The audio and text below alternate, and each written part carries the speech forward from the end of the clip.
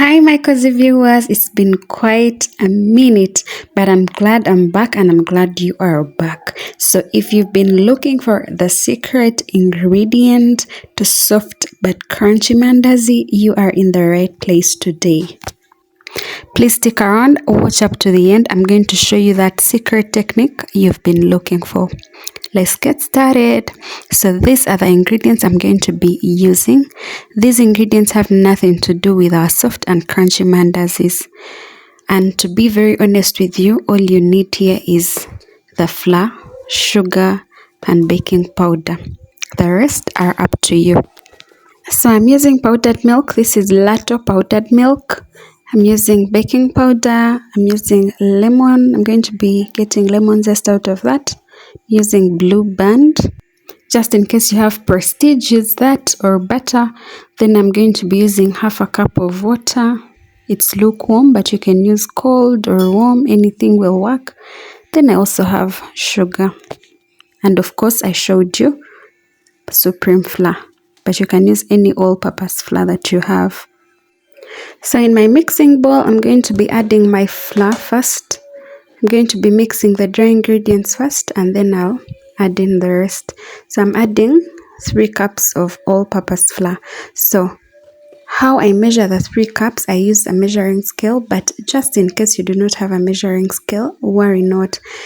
Get a measuring cup. If you don't have a measuring cup, just get anything that is written on 250 mils. For example, if you have an empty container of 250 mils of Blue Band or an empty ice cream tin 250 mils, just know that that is equivalent to 1 cup of flour. Right? Hope that is clear. So 375 grams of flour are equivalent to 3 cups because each cup is 125 grams. Yes, so I'm going to be adding my baking powder to this. I'm measuring just a tablespoon of baking powder. Then I'll be adding the rest of my dry ingredients.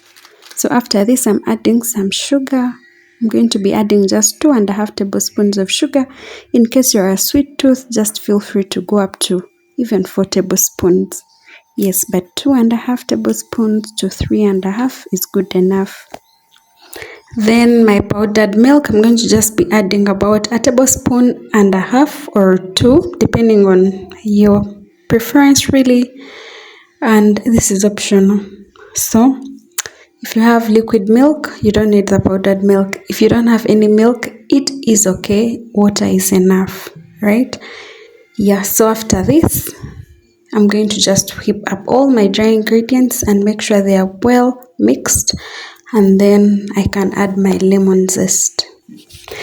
Guys, if you are here for your first time, kindly subscribe. If you are here for maybe your second, third, or 10th time and you've never subscribed, please do subscribe. It is free of charge. All you do is to click on the subscribe button, and that is it. When I post, you are the first to be notified. You do not pay a coin at all. So please subscribe, it means so much to me. And give this video a thumbs up, leave a comment in case I'm explaining something and you miss out on whatever you want to know. Please let me know in the comment section. I'm going to respond right away. So I've finished mixing all my dry ingredients, and so I'm going to grate the lemon peeling so that I get the lemon zest. So the lemon zest is literally the peeling of the lemon. So I'm going to be grating it such that it can be incorporated in the dry ingredients very well. So I just need about a teaspoon, and that will be enough. Yes, so we're done grating, and so I'm going to be mixing this well. Then after that, obviously, my wet ingredients will come in. So Blue Band falls in the wet ingredients. So I'm going to be rubbing it onto the flour so that I create something that looks like crumbs. And then when I achieve that, I'm going to be adding in water. So I'm going to be adding in bit by bit because if you just pour in all the water, you might end up making like a soggy dough. That will cause you to add in a lot of flour, and so it will have something to do with distorting all the measurements that you made at first, and so maybe the sugar will become less than what you wanted it to become, and maybe all the other ingredients will not be balanced well. So the best thing is to add in bit by bit so that you can control how much water gets into your flour. Yeah, so we are going to be kneading until all the flour gets together to form a dough. And so the dough is not very soft and it's not hard. So it is like in between hard and soft. Yes, so actually if you need half cakes, the best way is to make sure your dough is slightly harder than this. If it is like this, yes, it will give you half cakes, but they most likely will suck up oil. Yeah, so for us, we are making mandazi that are crunchy, not half cakes, please. So I hope you know the difference now. Yeah, so here is where the secret technique comes in, but I'm going to tell you after we've roasted our dough. So we are going to be roasting our dough for just about 30 minutes. So 20 minutes is good, 30 minutes is good, an hour is okay. So at least 20 minutes. Yes, so I'll be roasting mine for 30 minutes. 30 minutes later, I'm ready to go ahead with making my mandazi. So I'm going to begin by rolling this into like a chapati, but very thick, a very thick chapati like you're going to be seeing.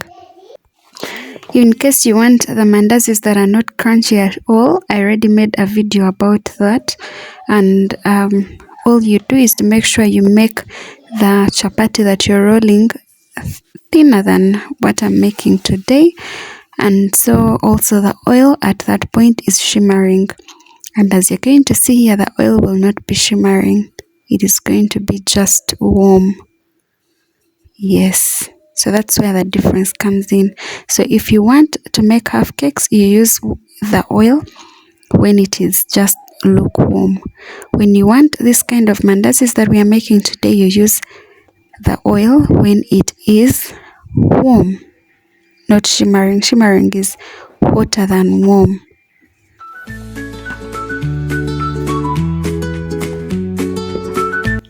So this is what I have. I'm going to be slicing it into the shapes of my choice. Yes, I'm going to be showing you how thick it is at a closer look.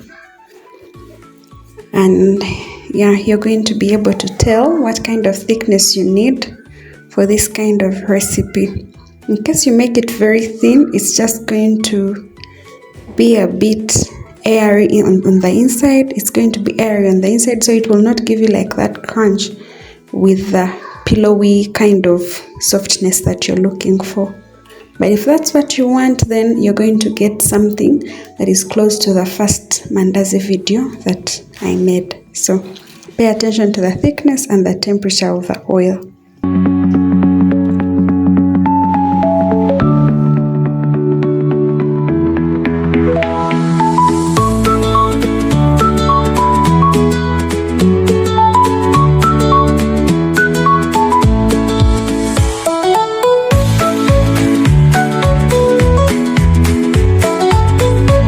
So we are done cutting our dough into the shapes of our choice, and therefore it is time to fry them. So I'm putting oil on my pan, but I'm going to let it settle and heat up to the temperature that I want. I'm going to show you how to know what kind of temperature is right for this kind of mandazi that we want. So guys, I'm putting in a piece of dough, and it should take not more than 10 seconds to rise up.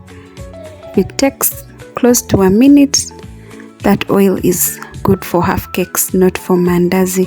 So this is taking its time, and I think it is not the right temperature that I want.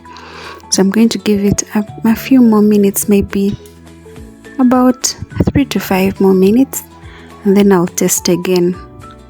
I should put in a piece of dough, it should sink, and then within 10 seconds it should be rising. that is the right temperature for me. If it is the kind where I'll put in a piece of dough and then it probably sinks in a microsecond and it comes up and it is gold within no time, then that kind of oil is good for a very thin dough, and mine is a bit thick, as you could see. So we've got the temperature that is perfect for our mandazis, and so I'm going to be putting them in. Just make sure you don't put in too many, just make sure they all have enough space for rising. After about 1.5 to 2 minutes, you're going to flip to the other side. Let it also cook for about 1.5 to 2 minutes. Then the other side again for about a minute, like that, each side 2 times. And they'll spend about 5 minutes in the oil and you'll be good to go. How simple is that, guys?